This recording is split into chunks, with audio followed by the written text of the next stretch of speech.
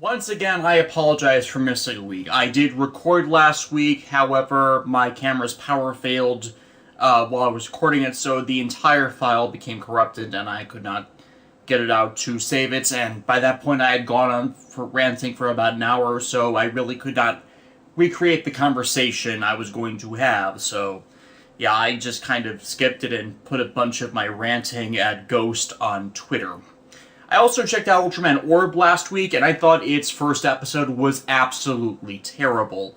Horrible focus for the main cast in setting up the series. Horrible direction, so you couldn't actually appreciate anything what was going on with how it was all amateur shaky cam and overly zoomed in on the everything, so you couldn't make out what was going on.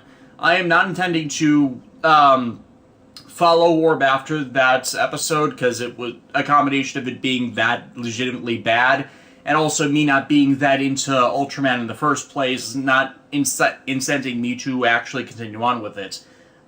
Maybe the second episode was better. It's been released on Crunchyroll by this point. I have not checked that out, as, well, these videos get long enough when I'm ranting at stupidity as it is. Zyuohger was on hiatus last week due to a sporting event. They're becoming pretty common story interrupt points, but at least it was a decent place to put the show on pause for a week. I apologize, I'm coming down with something. I work in retail, so that ends up happening a lot more than I'd like. This week was pretty much continuing Misao's integration arc, whereas usually after we get Sixth Rangers in, there are a few episodes dedicated to them developing with members of the cast before they're just treated as part of the group. And this week, Misao is trying to make himself warm up to the Jumans and all that, creating little dolls of them, which are actually new merchandise for the show for people to collect. They're kind of cute. But it's pretty much interaction between him and Tusk, which sells the episode, in that Tusk is very much the standoffish one, and through interacting with Misao, we kind of get an idea of why that is, and that it's just his personality, and he admittedly doesn't always have it on the leash, so he's more hypocritical and obstinate to people and always phrases things in the most berating way possible instead of having any level of, well, tact.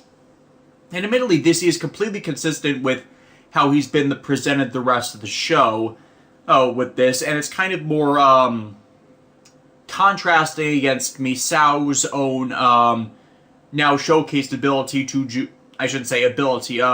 character flaw in him falling into depression at the drop of a hat. Now, I admittedly don't find this funny as someone who's suffered with depression, but he's at least someone that has a legitimate reason to lose confidence in himself like that after he'd been used to harm people or facilitate the harming of others due to Genis's actions. So yeah, it feels justified for Misao to be like this. It's just that the bipolarness, it's beginning to wear a bit, even though it's only been a few episodes with it around. And what I do like is that the show acknowledges that this is not a good thing with him, that it's a frustrating character aspect. It's not just played for laughs and forgotten, it's part of the character dynamics, and they're going to be trying to be helping him through it, as the thing with Tusk shows. That's kind of their personality, and you kind of have to accept that to a point, but it doesn't mean you can't work through it to become better at it. And Tusk and Misao bonding a bit over this character flaw, this general character flaw of theirs, in that they're more intense in how they react to situations than the more balanced rest of them. So, yeah, for me, it very much worked on expanding his character and making this thing that could become a narrative problem less of one by working to elaborate on and explain it and contrast it against the actions of one of the other cast members, all of which are good things. The monster this week was actually pretty, I don't want to say great, but I kind of did like his gimmick of being a prisoner, as in he was in the white-striped prison uniform, who uses things that to imprison other people. I'm not exactly thrilled of his design, as it seems like, he kind of looked like a, I'm not even sure how to describe it. It's like giant pylons wrapped in the prison stripes. Hell, I think the prison stripe uniform is, like, decades outdated as it is. I mean, I saw it, last place I remember seeing that kind of striped uniform was One Piece, and, you know, One Piece, for all its alternate universe stuff, is kind of period-esque, in a way. One Piece is all over the place. But, I did like the whole, dragging people down to hell gimmick it had with it, in that it imprisoned people with a ball and chain, and the power of it would drag them through the ground. In a similar way to Sella's ability in her Beast Unleashed form to swim through solid matter. But it's part of the transportation system. And hey, I also like that they were very intelligent with this, and Sella using her ability to swim through solid matter to check for the people that were dragged down in the same way she uses her powers. That's very, that's continuing this show's trend of it being smart with how it uses its cast. In answering these, you know, plot hole-ish problems of them not thinking of this thing that could have helped them. So yeah, all around very good stuff from them. We also got the next addition to the arsenal, the Cube Bat, which is awakened by it resonating with Misao's feelings of optimism in one of his other extreme bipolar points, which he reaches after listening to Tusk tell him about how he can be obstinate, and then fighting off the Moebas that come after them and getting injured, because they both get pretty injured in this one. Which is also a good point, in that they're not treated as invincible, they're just very strong most of the time, and it overall works very well.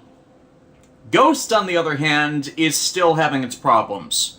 Now, one of the things I ranted about last week that sadly was lost because the video file was corrupted, was how Takuro Fukuda is back as a writer.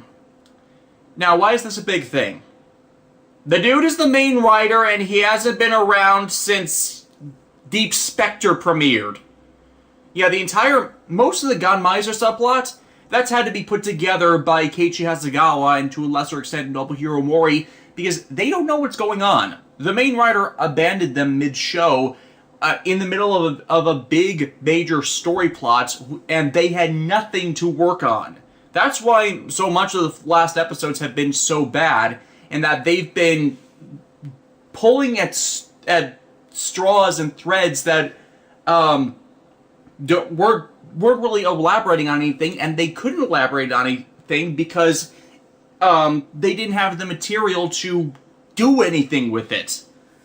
And that's a big problem here as well, because this is a filler episode. The last episode was a filler episode. This is a filler arc, when by this point we should be entering some form of endgame or know the big picture of what is going on with the Ganma world, which we still don't. We really don't know what the Great Eye is, we really don't know what the Gunmeisers are, we really don't know what this Utopia plan or the Deep Connect stuff, or what really is Adele's idea aside from megalomania and all of these other things. We don't know what's wrong, why Takeru is different from so many other of the Ganma in how he's an actual ghost with this time limit.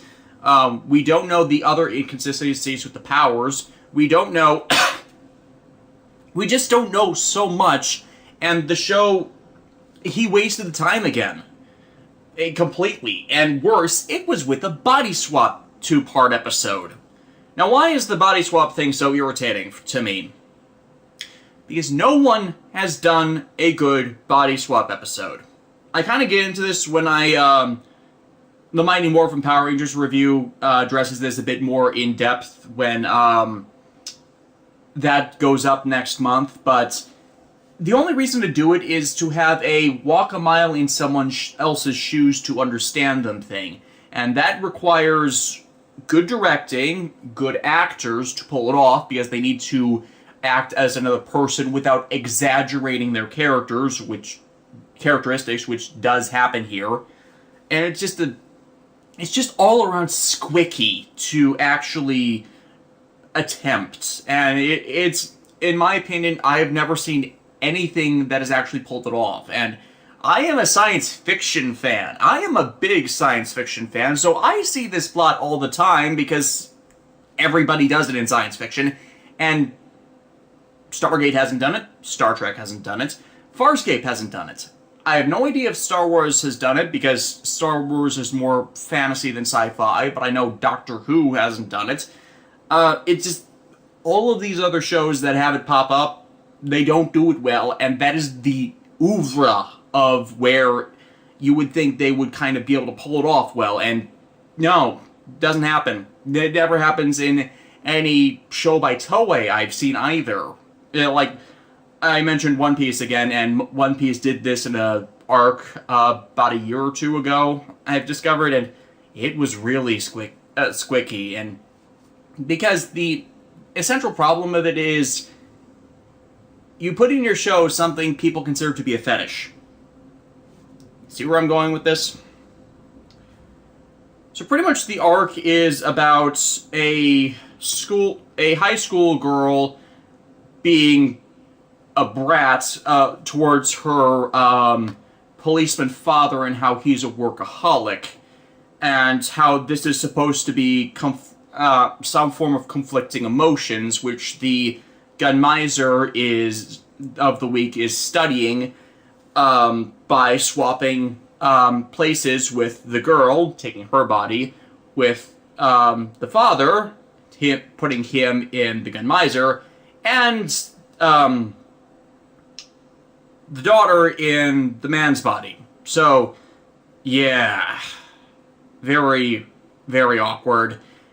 And pretty much just running through a series of narrative contrivances to make it appear as if the policeman father is guilty of aiding and abetting a criminal, which he is not. It's pretty clearly I believe the phrase is lampshaded heavily early on that not only is he not involved, it's this other person that the girl completely trusts unequivocally, whereas she won't give that same leeway to her father at all because she hits her father. And it's really horribly developed, as it just goes straight for stereotyping tsundere, I have daddy issues kind of thing, which is not appealing at all to watch, especially with how horribly it paced out the first part is. Admittedly, the second part is better as it takes its fucking time, instead of stuffing in 4 fight scenes into the first part. I am not kidding on that. What the hell? But also how they tried to stuff in all these other subplots, and also change the stylization of the episodes, in that this and the last episode have a scene set before the credit sequence, when the rest of the show has the credit sequence, first scene, move on with the plot. The problem with this is it doesn't make sense from how it's presented to tie all of it together to anything else, due to how the stylization has been completely different. Even in episodes where they have where they continue on with the last point for the last episode and then diverge off, they have that scene as literally the first scene after the credits and then move on. But here, it's not even have this scene, go to credits, have Takeru's voiceover, about the state of what's been going on with the show. They have that before the credits, which doesn't work either with how the show has done this all previously. It's what's the phrase? The consistency bugs me. The other part of why this is a utter failure is Takuro Fukuda only came back to this to set up the movie, as he introduces a never before talked about father for Makoto and Kanon.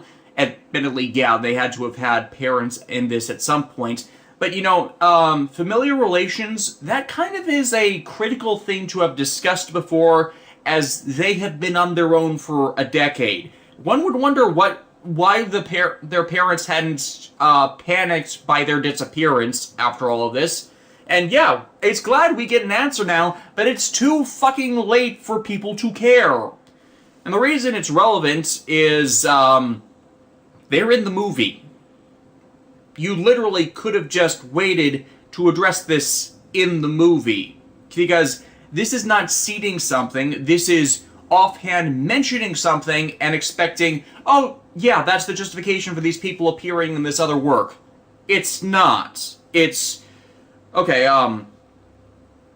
when Riku Sanjo seeded the movie events into Kamen Rider Double and Kamen Rider Drive, he set up the situation that would drive both of them. In Double, he set up the entire Foundation X story plot, which actually tied into Kamen Rider Double's main story, but also presented a transaction which gave, I believe the guy's name was June. It's been a while since I watched Kamen Rider Double. The T2 Gaia memories that were a central driving plot point in the film. That was proper setup, as it introduced these in dialogue options, not dialogue options, I've been playing Mass Effect, that's why I was thinking that line. It was set up in dialogue, how these things how these things existed, how they mattered to the current story, and how they tied into the relevant criminal activities that were going on, and who was actually backing them, which actually informed part of the main antagonists' operations with how they were getting funding to build the Gaia memories and all that, and provided a context for the audience going in of these things being a central threat and very powerful. In Drive, it was setting up the mystery of who was Dark Drive, the Drive type next. And the story of Shinosuke's son coming back from a dystopian future to possibly change the future, which were all I find those both valid uses of this, as though they were seeds to tie into the movie and advertise the movie, they were all represented in the movies themselves why these things were important. But with how this was done, it is a total afterthought of these beings being mentioned and now retconned into exist, and now you're expected to know of them when going into the movie, and expected a throwaway line to be all the justification that's needed to validate their existence in the story. Whereas, if before this you didn't watch these episodes, you went to go see the movie, and now you've got nothing to work with, as they're just there now. And I don't think they'll be legitimately explaining this, as we do get scenes of Makoto's father dying in due to a Ganma Ultima, which is ridiculous because the Ganma Ultima are a newer type of Ganma that didn't exist before. And the throwaway thing of Alaran's new brother, Argos, just died from illness. That had to have happened 150 years ago, when they all put their souls in icons, because otherwise that doesn't work. And if that's the case, then how has he been around if he's been dead, or considering Takeru's the only real dead ghost in the series, and he had the time limit before being sent back to heaven, and oh my head. So yeah, I have a big issue with this. Not help that, apparently they're now scripting Sage as the bad guy. Now, we've had this suspicion about him for a long time, alongside the whole Minister Edith connection, and then manipulating things behind the scenes to their own gains. Problem is, this contradicts a bunch of stuff with them, but it's contradictory because Takuro Fukuda has not been back to really seed them being malevolent individuals, so Keiichi Hasegawa and Nobuhiro Mori had nothing to elaborate on with that plot thread. Hell, it's showcased that it previously that Sage came to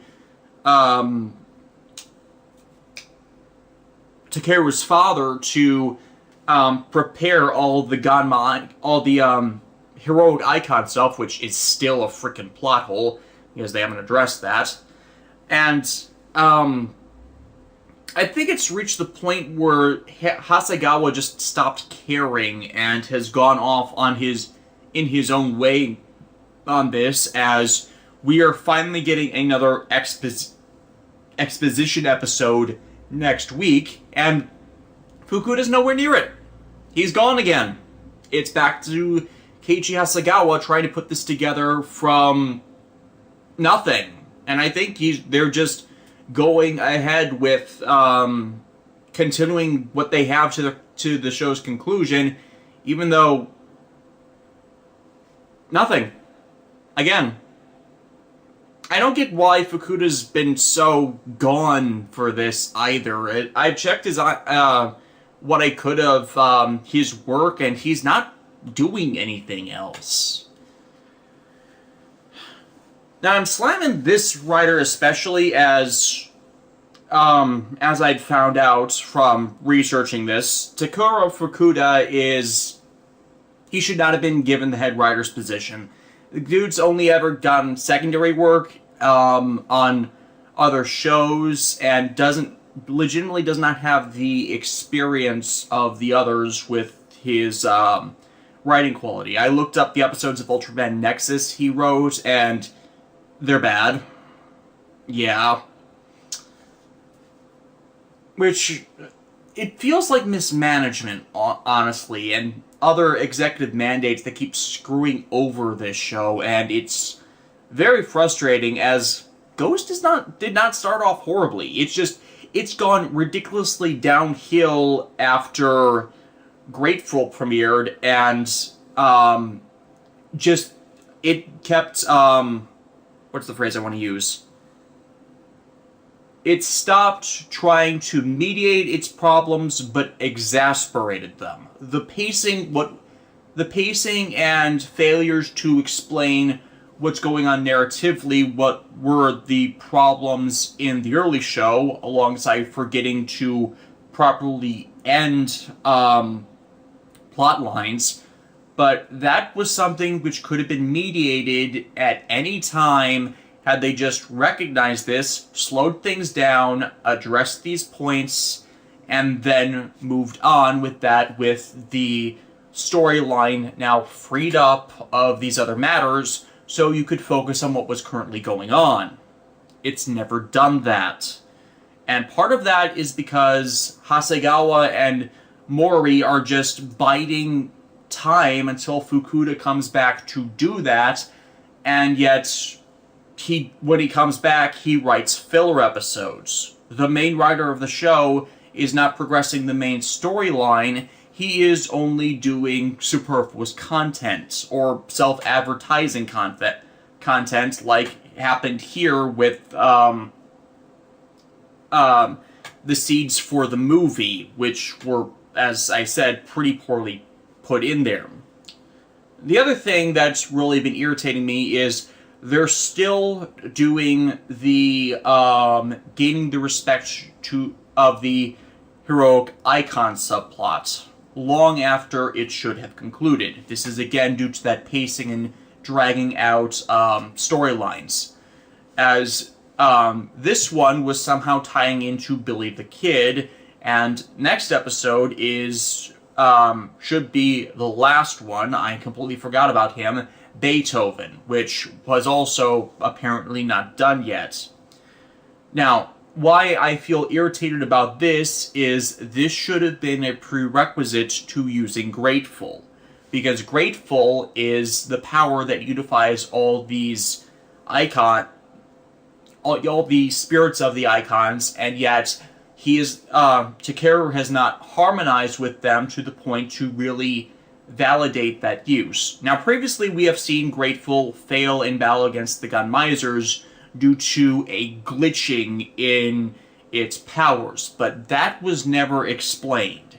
If that was explained through him not harmonizing with all of the icons yet, using its power ahead of when he should have because of the need to fight the Gunmisers, that would validate that point completely.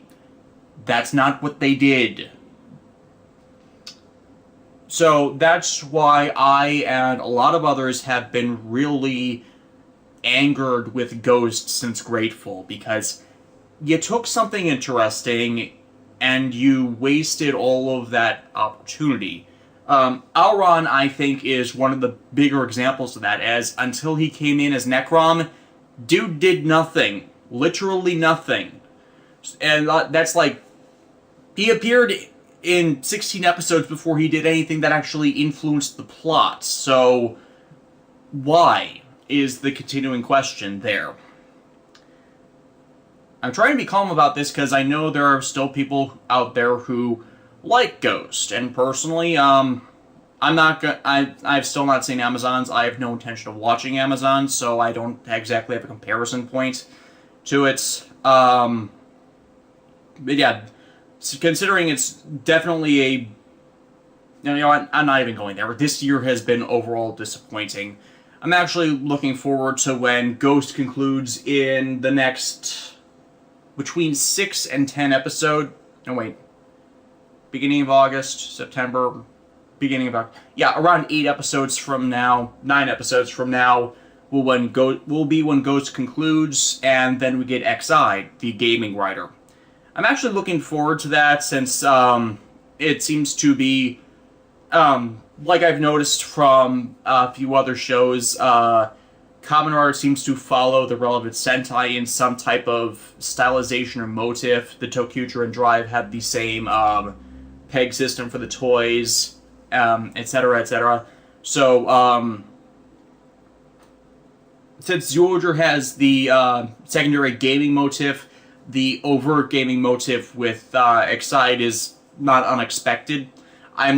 I like the basic design for Excite, since I know those spoilers are getting around. I like the idea of multiple gaming-themed writers that are running around. It might just be alternate forms that just have alternate names. We're not completely sure about that. I want the weapon that is a bow that turns into a pair of scythes. That is just completely up my alley. Though I probably won't be able to build a larger model of it like I did my Sonic Arrow, but neither here nor there. I don't like the color scheme. I think the color of pink they chose was obnoxious. Now, admittedly, real men wear pink, so that's not exactly something I have a complaint about. Neon green as the accenting color, though. No, it just looks ugly as is presented. But I'm otherwise on board with what they've presented thus far about it. I'm hoping they have a good writer for it. I'm hoping that we've not had details released on who's writing it. I kind of hope it's Naruhisa Arakawa. I mean, I know the guy is kind of busy helping with Zyuohger, but Naruhisa Arakawa has only written Kuga. And I loved Kuga. And Arakawa has an excellent track record across all of Toei's shows thus far, and it's amazing they've never brought him back for anything Kamen Rider related. So, I think that would be a treat.